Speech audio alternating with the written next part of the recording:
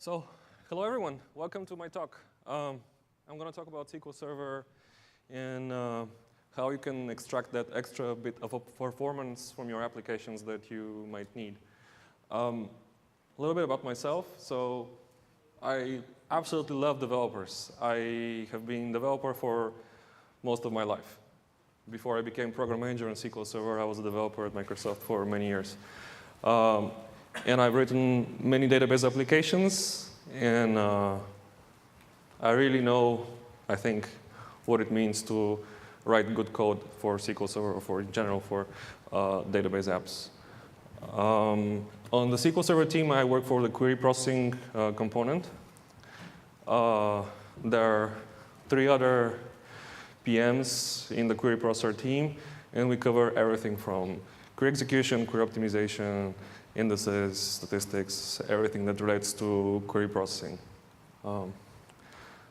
So, what I'm going to talk today is how to make your apps fast.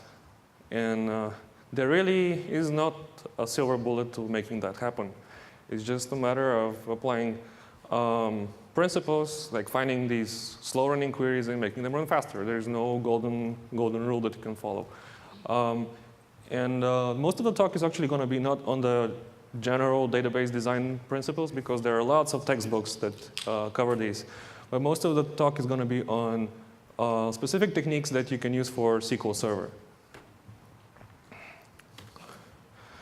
So to recap the general design principles, it means that regardless of whether you're using SQL Server or a competitor database platform, you should start with a good logical design. Have all the database objects properly laid out. Figure out what are the relationships. Don't have any redundant relationships. And then move that to a physical design where you account for how you're going to access the data. What are your tables going to look like? What are your access paths going to be to these tables? Are you going to have clustered indices, and on which ones? Are you going to have heaps? And if you're going to have non-clustered indexes, which are going to be the columns that these non-clustered indexes are going to be? And that is absolutely essential. If you miss these things, then none of the other techniques are going to help you. Going on, it's absolutely essential if you can minimize the number of messages between your application and your database server to do so, because essentially the database server will make a separate pass on parsing, algebraizing, optimizing every query before it executes it. So if you can do these things in bigger chunks, then the overhead is going to be smaller. And these things, the parsing, the algebraizing, and the optimizing, do add up. They cost milliseconds, but they can add up if you're doing lots of small queries. On top of that, you have the network latency and everything that comes from it. And of course, if your applications are doing lots of row-level operations, it's generally a better idea to move these to the database server, because the database server can operate on large sets of rows sufficiently. So if you see your application using cursors and doing processing on the client, if you can move that to the database server, that's a lot better. And then hardware. Make sure there are no bottlenecks. Like if your memory is a bottleneck, that might cause everything else to just be underutilized. You really want things to be utilized as much as possible uniformly across different resources. Indices. Like I mentioned, cluster indexes, just to recap, cluster indexes are your primary path to your data. So your data in the table is organized in the way the cluster index is built. So if you're going to do scans, then pick the column on a certain column, then pick that column to be the cluster index. If you're going to be doing lots of different lookups, then have a non-cluster index that is supporting these lookups. Look at the queries that you're going to be running on this table and make sure that the indices support them. It's a good idea, and I've seen that applications sometimes go overboard. So it's not a good idea to have too many indices, because all of these cost overhead when you're changing your data. So just have the right set of indexes. Maybe 3, 4 indices per table is a good rule of thumb.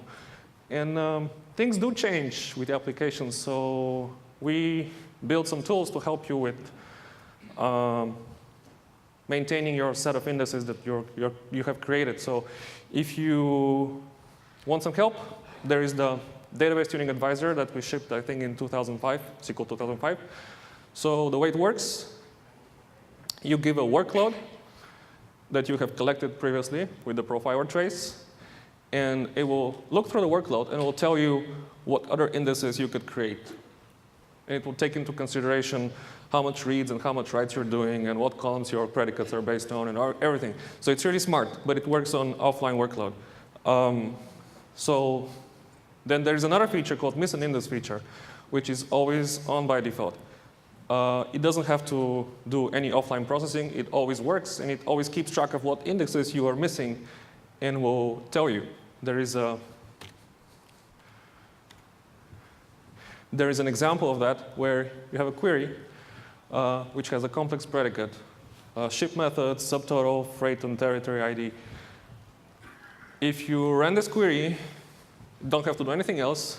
There will be a record in this DMV, sysdm db missing index details, which will tell you that you're missing an index on these columns. It will figure out what the order of the columns have to be. And it will suggest that you create this long cluster index to improve the performance of this query.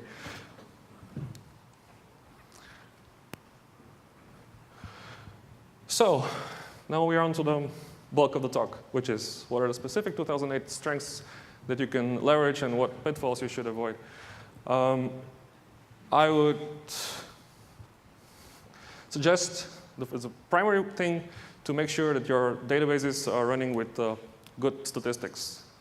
That is so essential that if you give an example, if the query optimizer is working with wrong statistics or with missing statistics, it's essentially blind. It doesn't know what it's doing. It's just guessing wildly. So statistics are fortunately easy to keep up to date. And I'll tell you more in later slides. And then there is another thing to keep in consideration is that there is inherently a trade-off between getting the best possible plan for your query and spending less time compiling queries.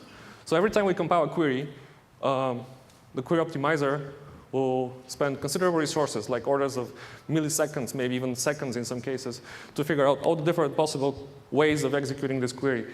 And it's a cost-based decision. Sometimes it's wrong. Most of the times it's good. But it costs resources to do that. So you can, instead of doing it every time, you can use parameterized queries where you can only do it at the beginning, and then you just keep reusing the same plan. But here is the trade-off. Once you compile the plan once, parameters can change. And these different parameters might not exactly be running well with that plan that was compiled before. So that's the trade-off. Some applications that are OLTP type applications that are very sensitive on the query runtime, on the query execution time, would really have to use parameterized queries and not recompile the query every time. Other applications might be running better with compiling the plan at the beginning and then just keep reusing the same compiled plan. So, statistics. We make it really easy to have good statistics in the general case. They are created automatically when you create an index or when you run a query which needs them, and then they are updated automatically as your data changes. There are some cases where you need to do full scan statistics, which are more expensive to build because they have to really scan the whole table as opposed to just scan a sample of your pages in the table. But in some cases, you need them. I'll talk more in later slides. And then there are the multi-column statistics where you're essentially tracking the data values of several columns together and the relationship between them. So these are very, very useful when your data has relationships between them. So for example, a table that has information about cars, like car models and makes, there is a relationship between a Honda and a Civic and a Ford and Focus. It's not completely independent. So in these cases, your statistics really better be multi-column on these two columns. In cases when you have ascending keys in the table, statistics need to be updated more often. And then there is a really good feature that we don't have on by default, but it's awesome, and it's called asynchronous statistics update, where the statistics are kept up to date, but your queries don't block. They just run, and the statistics update happens asynchronously. So automatic statistics, why are they good? Well, you don't have to do anything to have them up to date. They're just kept up to date. And for the optimizer to make good decisions about the cost of your plans, it has to have fresh information about the data, which means up-to-date statistics. We think that leave them on by default is a good thing, but if you need to turn them off, then you can do so not in the entire database level. It's better to turn them off on a specific tables on an as-needed basis. So never turn statistics on the whole database. And if your database is read-only, then of course we won't be able to maintain statistics. So make sure that the moment the database becomes read-only, all statistics are up to date at that point. Full scan. Well, if you consider a database of a table of a database that can be billions of rows large, then scanning that for the purpose of building statistics might be expensive. However, it might be necessary because for several reasons. The data might be just too small, and the area of the data that you're querying could be toward the end, and the default sampling algorithm will just pick randomly every nth page using some formula. That might miss your data. So you might really want to have a more fine-grained scanning of the table to get the accurate statistics. The automatic update also for statistics happens only when a certain threshold of changes has been reached, and that threshold is 20% of the rows in the table. And that might be a lot of changes. So consider the example where your table is big and 20% hasn't been reached. Maybe 15% has changed, but that 15% could be a significant chunk of the table, and you could be querying that chunk a lot, and you'll be working with incorrect statistics at that point. So all of these cases are examples where you would want to turn off the automatic update of the statistics and go to manual update of statistics and use full scan. Questions so far?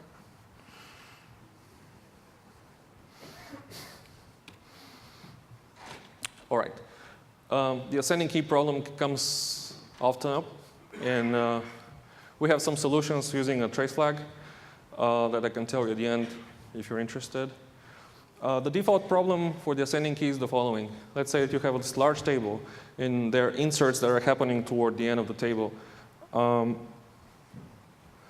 Well, because the automatic update will not kick in unless you have 20% changes, it might be a while before we start scanning that new region of the table.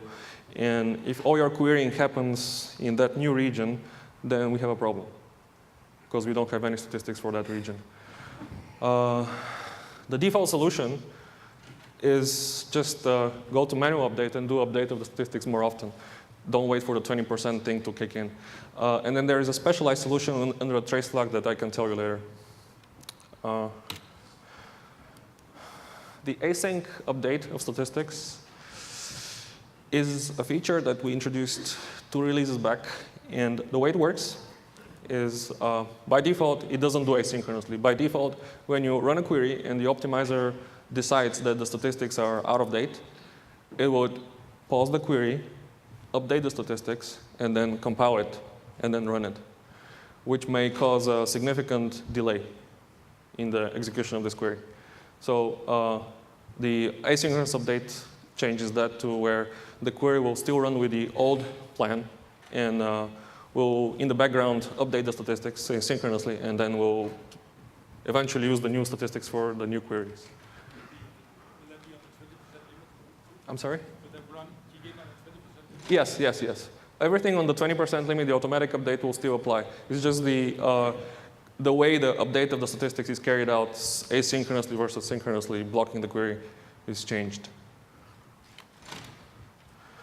So the multi-column statistics are another very, very fancy feature. There are lots of cases where your data in your tables will be correlated. I see that happen all the time. The classical example is the car model and make, Mazda or Ford and their models. Once you know the Civic, then you can pretty much guess it's a Honda. So there is a strong correlation. But the query optimizer doesn't know that. It doesn't have the domain knowledge to know that these two columns are related.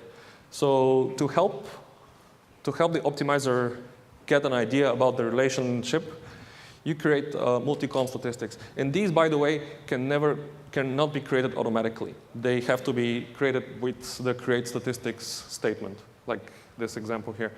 What happens behind the scenes is that the optimizer will still build statistics on the first column, and the first and second column concatenated. But it will also count how many pairs, distinct pairs of these two columns exist, using something called multi-column density. And the number of distinct pairs will tell the optimizer how strong the relationship, the correlation between the two columns are. So whenever you're querying on column A and column B, that level of relatedness will tell the optimizer how many rows it can potentially get from that query, which is very, very important for accurate cardinality estimations in the query optimizer.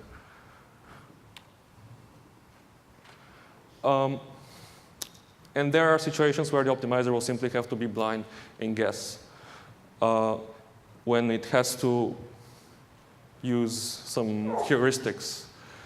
And these are not good. Maybe the guesses are correct, maybe they're not. Here's an example of what happens when the optimizer guesses. Let's say that there is a predicate in the query, select star from table T, where something equals something, and the optimizer doesn't have statistics. Then it will guess, and if it's an equality predicate, it will say that there are going to be approximately 10% of the rows will match that equality predicate. That's the guess. And it may be wrong. What are the cases where guessing happens? Well, cases like this, where you have complex expressions in your where predicates, such as multiplication between these two columns. There are not going to be statistics that can help with this multiplication there. So you'll have to guess. Databases that don't have statistics and are read-only, so it won't be able to build them. And that's a funny one, local variables. Local variables are bad news for the query optimizer, and they cause the optimizer to guess. Expressions that are too complex, so it cannot be folded into constants. So from that expression, the optimizer cannot derive a constant, so therefore it cannot really guess what's the relationship between the constant and the column. So it will have to guess. Here is the local variable case.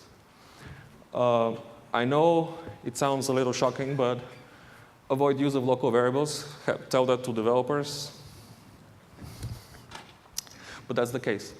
If your query is the example like below, the bad example, where we are assigning start order date to be this value, and then we're running a query, select star from where order date greater than or equal to start order date.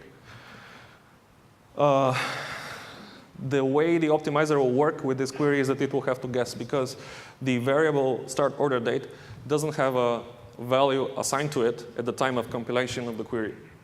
The query is compiled before the local variables are bound to their values, because the compilation happens at the whole batch level and the execution happens later. Now, I'm not saying that this cannot change in the future releases, but that's how it is right now. The way to work around this, don't use local variables. There are a few other ways, but this is guaranteed that the optimizer will going to get the good plan or the better plan. So I mentioned that there are other ways. So there are other ways, yes. If your query is using not local variables, but parameters, then they are going to be available to the optimizer when it's compiling the plan. So when you run a stored procedure with a parameter, the value of that parameter is available to the optimizer when it's compiling the stored procedure. So the plan will be taking that value into consideration. The moment you change that parameter value inside the batch to something else, or use a local variable, then you're in the guessing world. So if you have to do things like that in your query where you're checking the date and setting a date to some value and then selecting based on that variable date, then this is going to be guessing game for the optimizer. But if you do the check, if statement, if date is no, then set date, and then do an exec, then what we're really doing is you are passing it from a local variable to become a parameter of the other store procedure, and that would result in a much better plan, because now the value is known. Questions? Don't you have to force recompile on the helper proc, or is it? I mean, I thought it wouldn't recompile automatically. It would not recompile, yes. So, but you still get a new execution plan? No, it would not. You have to force a recompile. So there is a feature related to what I just mentioned, where, and that's a very good, very well ties to your question. So if the optimizer compiles a batch or a store procedure with certain parameter value, then it will cache it. And then that cache plan will be reused across different executions of that batch. Now, what happens is if you call that same batch with a different parameter value, the same old plan will be used, regardless of how applicable that old plan is for the new parameter. You can guess that if you happen to compile the plan for the batch for a really rare parameter value that results in a very, very specialized plan, that plan might actually be completely irrelevant for the broader case. And then your performance will suffer.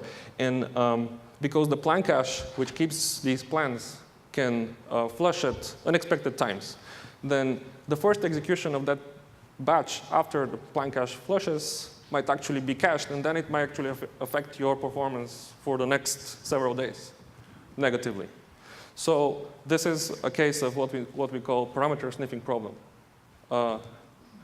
And a good way to handle it is to explicitly hint the optimizer for the value that you should be typically watching out for. Like specify the option optimize for and specify the parameter and the value.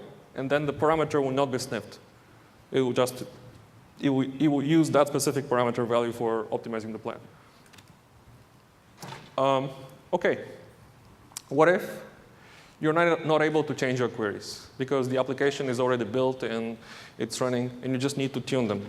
Just need to tune the queries, but without changing the application. In this case, we have the feature called plan guides. The way it helps you is you create plan guides for existing queries. Don't change the queries, but attach hints to the plan guides. The database engine will match the plan guides to the running queries and will apply the hints to them on the fly, so they don't have to change. You can attach simple hints like optimize for, or you can attach the entire XML show plan that you want to force. XML show plan, I don't know how many of you have actually used that feature ever. Great, that's good. So it works by getting an existing plan and forcing it for the query so it doesn't change. It basically gives the optimizer less freedom to compile the query. OK. Another way to help the optimizer is by using constraints. Constraints, in general, are great for enforcing correctness of your data, right? But constraints can be helpful for the optimizer too, because it can tell the optimizer to avoid certain redundant work, if possible. And it can make smarter choices based on that. There are different constraints that can help. Uniqueness constraints can help. Foreign key constraints can help. Constraints on the values can help. This example here will demonstrate how foreign key constraints help the optimizer. So in this case, we have a header table and a detail table. They're joined on the sales order ID column. And we're counting from the detail table. And you would expect that the resulting plan will join the two tables and will count, right? It happens that the optimizer is smart in this case, and it avoids the join. It simply does an index scan on the detail table and counts there, and then returns the result. The reason this is correct, and it doesn't have to join, is that every row from the detail table is guaranteed to have a row in the master table, in the header table. Therefore, by not joining, we are guaranteed to not have any spurious rows in the resulting set. So that foreign key constraint helped us avoid a join.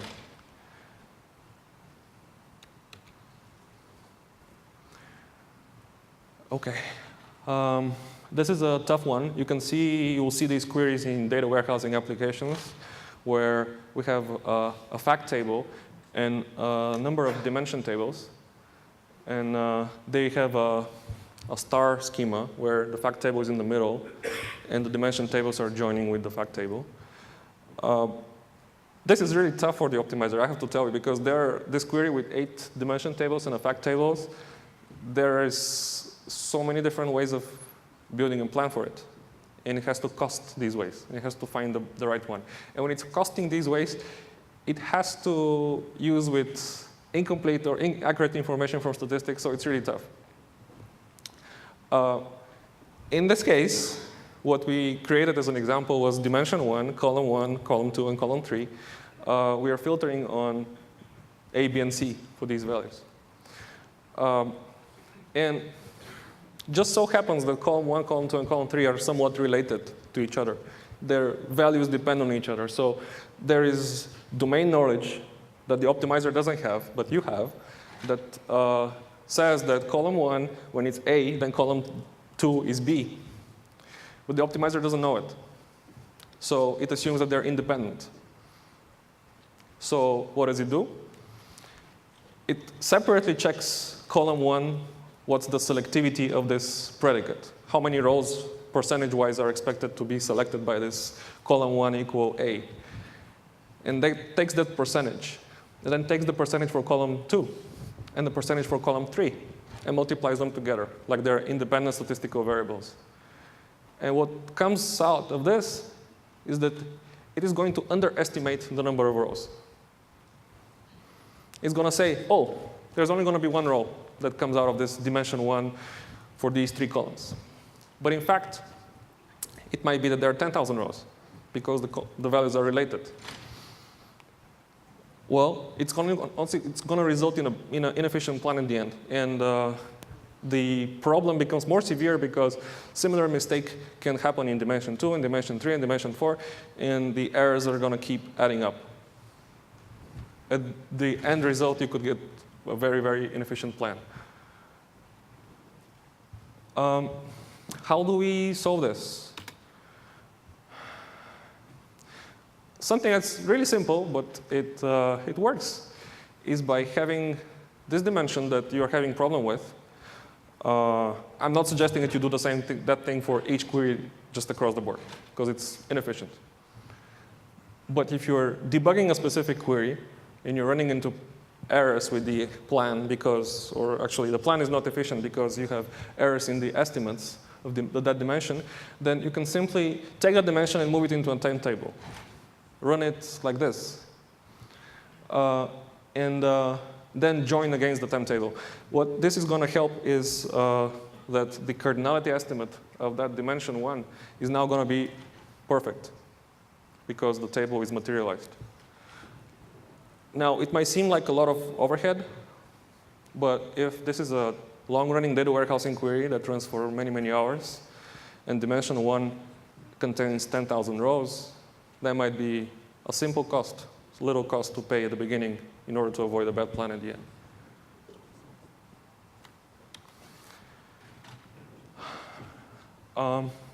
And then finally, a feature in 2008 that I think is absolutely awesome for data warehousing applications, and it also can help OLTP application, but not as much, is the data compression.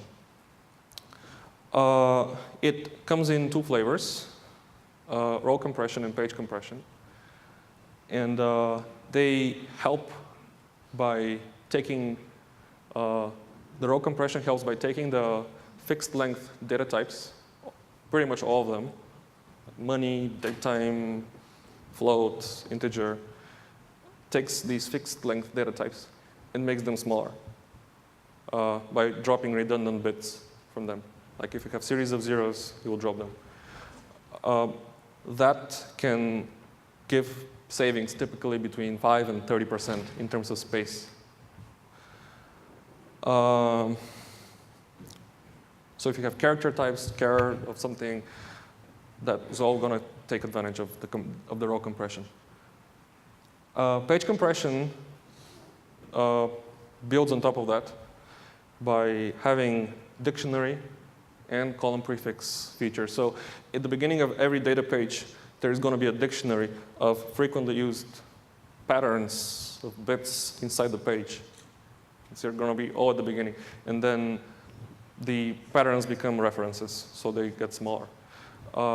Column prefix helps with columns that have the same prefix. Let's say that you have an application that keeps file names in the database. And the file names happen to have the same prefix, like the same C column / something, over and over again. Then all these column prefixes would be compressed. They'll be stored in one place in that page, and they'll save space. The feature is pretty flexible. So as you can see, you can apply it on a whole table. You can apply it per partition. For partition tables, you can specify different compression for different partitions. And you can apply it on indices. It can result in up to 30% savings in what I've seen in row compressed data, and 50 to 70% in some cases for page compressed data. So it's really awesome. Now, it helps with the space part, but it, of course, is going to cost CPU to decompress. So where does that put the final balance? I've seen results where heavy OLTP applications benefit between -5%, which means that they lose performance, but benefit up to 10, 15%. This is, of course, not official. This is just what I've seen. And some data warehousing applications, especially those that have long-running queries that involve scans, so that have lots of I/O, they have less CPU, are benefiting 50%. So give it a try. So I have 12 minutes left. So to recap, general good practices for your database apps: solid logical design, good indices, use DTA and missing index feature to figure out indices, and then SQL-specific stuff, up-to-date statistics, turn off automatic statistics in case where you're having problem with ascending key or updates in a small part in general.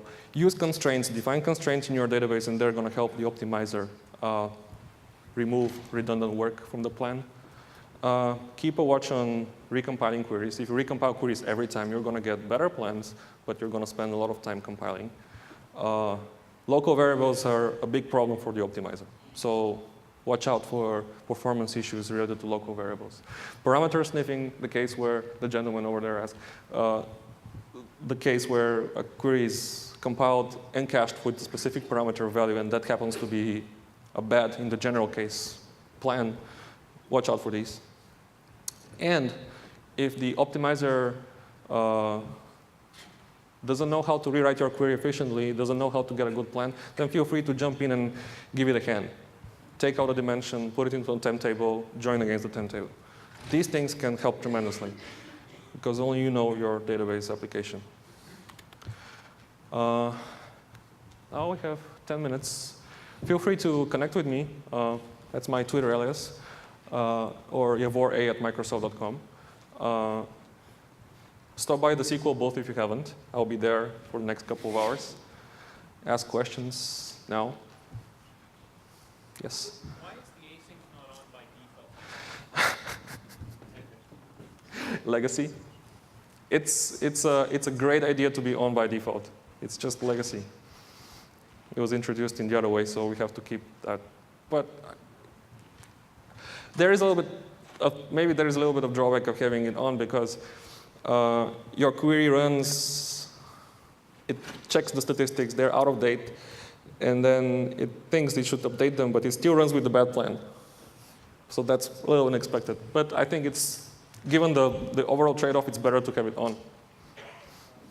So. Sorry, maybe it would be beneficial to turn it on the SQL instance when you install an instance. You mean the SQL Server setup to do that for you?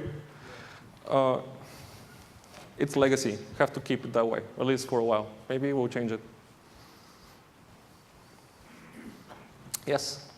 When we were talking about not using local variables, Yes. I'm wondering about something else. We use scalar functions as basically a way to make constants in SQL Server. Yes. If we reference those in a query and where it causes that kind of the same issue with Yes. querying stuff? Yes. Think of it that way. Think of it that way. The optimizer is taking a query as a portion of your SQL batch and compiling it without knowledge about how it's going to run. What are the values? How are they going to bind to the different things? So it's not going to execute any code for you before it compiles the query. It's just going to compile the query lexicographically from the place in the batch. So unfortunately, that doesn't mean that you should not use these. It just means watch out when you have performance problems. That might be the reason. You mentioned the trace flag for where you're adding a lot of items at the end of The ascending key problem? OK, so a big disclaimer here. Because it's a trace flag, it's not supported. Therefore, it might go away. Once we are over this, just stop by and I'll point you to the blog article. Connor Cunningham wrote it, I think. He's one of our architects. And it explains how it works. General guidance on trace flags, they are great for the current release that they're working on, but there's no commitment to keep them on forever. That's the reason why we don't have it as a real regular feature. How big is the overhead you need to be the snapshot? I'm sorry? Read committed snapshot. Yeah. How big is the overhead? How big is the overhead? Depends on how much data you're writing, I guess. Generally, it trades off concurrency. You get better concurrency, but you're writing more because you're writing a copy. So it depends on the patterns. Sorry, I don't have a better answer. Yes? Are the query optimizations when you create foreign keys, do you still get those benefits if the key is not enforced for data just to save the extra lookup? Oh, well, so if the constraint is not declared, If the foreign key exists, but you disable enforcing it for the data. oh, yeah. If it exists in the schema, then it is, even if it's not enforced, if it exists in the schema, then it's available for the query optimizer as information, so yeah. Yes? You push the data into temp table, and you say it's going to be better black, but how optimizer knows what's the statistics of this temp table? Well, it's not going to know the statistics, but it doesn't have to. It knows the cardinality count. It essentially knows how many rows are there in the temp table when it's joining. So, when it's joining that dim1 temp into the big query, it will know the cardinality estimate, the number of rows from the metadata system tables. We will know for dim1 temp. Is the 20%, is it configurable or No. fixed? The 20% thing, the rule for when to do a refresh, is unfortunately not configurable. We have had requests from people like you to change it, but we haven't gotten to change that. Questions? This is a small part. There are lots of other things about the query optimizer, quirks and features. So just have a conversation ongoing. You have my email, my Twitter alias. Just ping me, and I'll be glad to help you. I have one last question. On the local variables, Mm-hmm.